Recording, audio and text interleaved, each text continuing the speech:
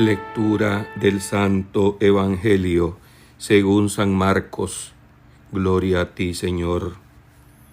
Se le acercó a Jesús un leproso para suplicarle de rodillas: si tú quieres, puedes curarme.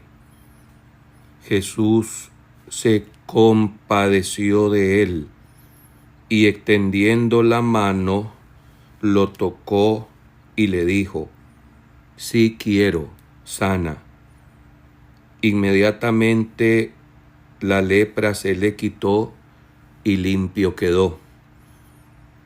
Al despedirlo, Jesús le mandó severamente: no se lo cuentes a nadie, pero para que conste, ve a presentarte al sacerdote y ofrece por tu purificación lo prescrito por Moisés. Pero aquel hombre comenzó a divulgar tanto el hecho que Jesús ya no podía entrar abiertamente en la ciudad, sino que se quedaba fuera, en lugares solitarios, a donde acudían a él de todas partes. Palabra del Señor. Gloria a ti, Señor Jesús. Por este santo evangelio se borren nuestros pecados. Alabanzas a ti, oh Cristo. Jesús se compadeció de él, extendió la mano y lo tocó. Otras traducciones expresan aún mejor la conmoción de Jesús y traducen: movido en sus entrañas. Efectivamente, la palabra compasión significa padecer con, y es lo que Jesús realiza, siente en su corazón ante nuestra miseria humana. ¿Por qué tanta compasión? Porque la letra comportaba tal exclusión que para un enfermo de lepra equivalía a una muerte social. No solamente era que estuviese enfermo en su carne, sino que por esta enfermedad se le venía un mundo completamente diferente encima, de marginación social. Por esto, los enfermos de lepra no podían mezclarse, juntarse, acercarse a los poblados.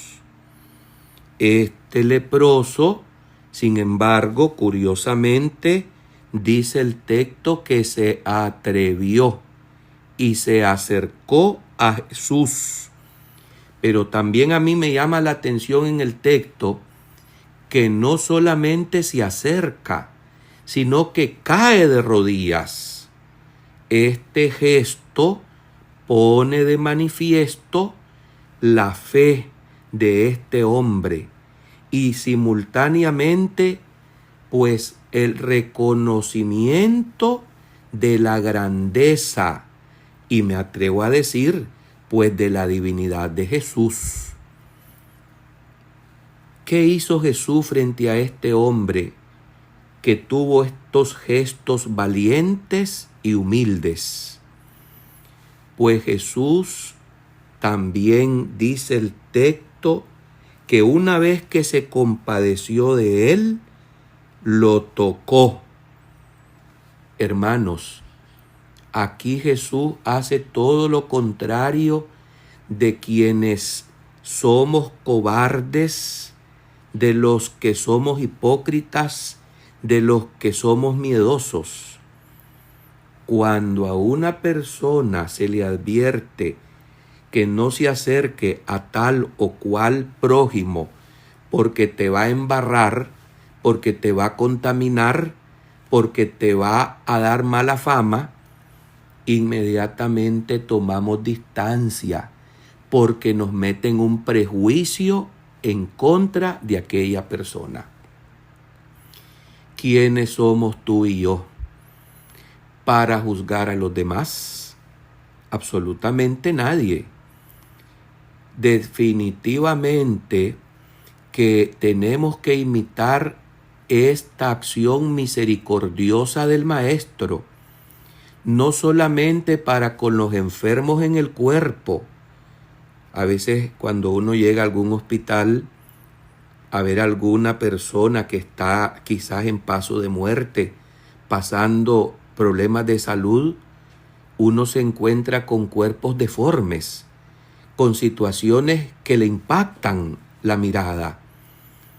Pero aquí es el momento donde tenemos que ponernos los lentes de la fe y acercarnos con la certeza que lo que le vamos a hacer y lo que vamos a realizar por aquel enfermo que se vuelve repulsivo a los sentidos, a la vista, se lo estamos haciendo a Jesús. Segundo, que aquella situación que nos impacta, ante la cual volteamos el rostro quizás involuntariamente, podría ser usted o podría ser yo en un futuro, o un familiar o un ser querido. Tenemos que ponernos en los zapatos de los demás. Esto significa padecer con ellos. También esta actitud de valentía, de caridad, de misericordia, se debe de practicar con los marginados socialmente. No por enfermedades en el cuerpo, sino por estigmas que muchas veces les ponemos, etiquetamos a los demás porque tienen fama que a lo mejor injustamente se les ha conferido o se les ha asignado. Por otro lado, ¿quién no tiene en su vida un traspatio? ¿Quién no tiene en su vida un cuarto oscuro donde todos y solamente Dios y yo puedo entrar? ¿O aquellas personas a las que le abramos ese cuarto? Y precisamente está cerrado, está oscurecido, porque no queremos que los demás incursionen, inspeccionen y conozcan aquel ángulo oscuro que existe en nuestra vida porque nos avergüenza. Podría ser multitudes, situaciones, diversas situaciones. Tú y yo sabemos cuál es el tuyo y yo sé muy bien cuál es el mío. Por lo tanto, lo que tenemos que hacer es ser caritativos con los hermanos cuando por X o Y motivo se dé a suponer que aquella persona padece tal o cual mala costumbre o defecto o incluso pecado, porque generalmente si nos avergonzamos es porque aquel cuarto oscuro no es correcto y por eso está en tinieblas. Hermanos, tenemos que compadecernos, aún corriendo el riesgo también de ser, estigmatizados, señalados, etiquetados injustamente y ser también embarrados en esa muerte social que el prójimo está sufriendo injustamente. Busquemos cómo ayudar a los hermanos que viven en el pecado, sabiendo que quizás ellos tuvieron, por gracia de Dios, para su humildad, para ejercer su humildad, ellos tuvieron quizás la desventura ante el mundo que se le conozca su cuarto oscuro. No hay mal que por bien no venga. Y definitivamente cuando se pone en evidencia el pecado, no debemos rechazar al pecador en ningún momento, porque Jesús no nos rechaza. Jesús nos acoge a todos, eso sí, para llamarnos a la conversión. Y es lo que tenemos que tratar de hacer con los hermanos que la comunidad considera infectados, contaminados, no rechazarlos, sino acogerlos, aconsejarlos, ayudarles, aún a riesgo que podamos ser ustedes y yo arrastrados también por ese mismo cuarto oscuro del hermano, por ese pecado, porque esto también suele suceder. De ahí aquel viejo y conocido refrán, que el que anda con lobos a aullar aprende. Bueno, si estamos con Cristo, pues no nos vamos a convertir en lobos en medio de esa manada, sino que vamos a tratar de ir a socorrer a esos que, sumidos en la maldad, en el pecado, por alguna pasión que los domina, pues vamos a tratar de sacarlos de esa condición para acercarlos a la luz, que es Jesucristo nuestro Señor. Pienso, por ejemplo, en un alcohólico consuetudinario. Pienso en un drogadicto, en alguna persona que se le margina porque tiene fama de apoderarse de lo ajeno, incluso de un ladrón. O pienso en personas que se han etiquetado por tal o cual orientación sexual, en lo gay, en la lesbiana. ¿Cómo actuamos frente a esta realidad? Muchas veces con gran hipocresía. Un día de estos, una madre de familia angustiada, me llama la atención que está haciendo muy seguido esto, se acercaba en el sacramento de la reconciliación a lágrimas, diciéndome que su hija le había dicho que era lesbiana y que su hija se iba a condenar por esa desviación. Y yo le contesté: señora, ¿quién le ha dicho a usted que su hija se va a condenar por eso? No necesariamente. Lo que tenemos que hacer son dos cosas ante una actitud en la que nos sentimos impotentes. Y en esas actitudes dejarle al único que es poderoso y puede cambiar el corazón y la voluntad de las personas, al Señor Jesús, que al ver las lágrimas de esta madre se va a compadecer para buscar la ocasión y la oportunidad de santificar a aquella persona, que no por ser lesbiana es pecadora nada más, porque se puede convertir todavía en mayor pecador el que la juzga, el que la segrega, el que la difama, aun cuando muchas veces se difama padeciendo el mismo mal hipócritamente. ¿Cuál es el pecado en este caso? Es pecado la práctica desenfrenada y la práctica desviada, como es también pecado la fornicación entre personas de sexos opuestos, como es pecado también el adulterio entre un hombre casado con una mujer y viceversa.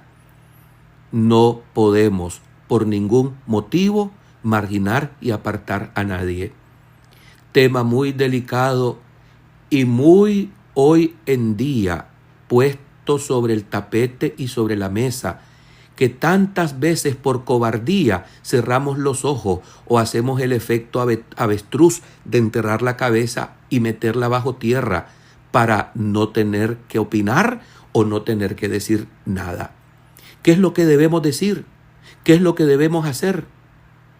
Rezar, orar por estas personas, por las almas, por el prójimo, porque las veces que oramos por la conversión del pecador, también lo hacemos por nosotros mismos. Y esas oraciones se van a revertir favorablemente si las hacemos y las presentamos ante Dios, que es el Pater Noster, el Padre de todos nosotros. Por lo tanto, hermanos, aquí cabemos todos, es verdad, todos, porque Jesús vino por los pecadores, no por los justos. Pero eso sí, nos vino a llamar a los pecadores para convertirnos en justos. Cuidado pues con convertirnos en lobos, los que estamos llamados a meternos en medio de esa manada, de ese mundo lumpen. Cuidado con salir contagiados y no convertirnos en rescatadores en el nombre de Jesús de estas personas que injustamente son marginadas, segregadas y apartadas. En la misma lucha, hermano, todos tenemos en el corazón, en lo interior, porque como ya dije, todos tenemos un cuarto oscuro que solo conoce Dios. A luchar contra toda exclusión. Revisemos cuál es nuestra actitud frente a los hermanos, aquellos que hipócritamente la sociedad desecha, pero que no desecha jamás el Señor. Amén.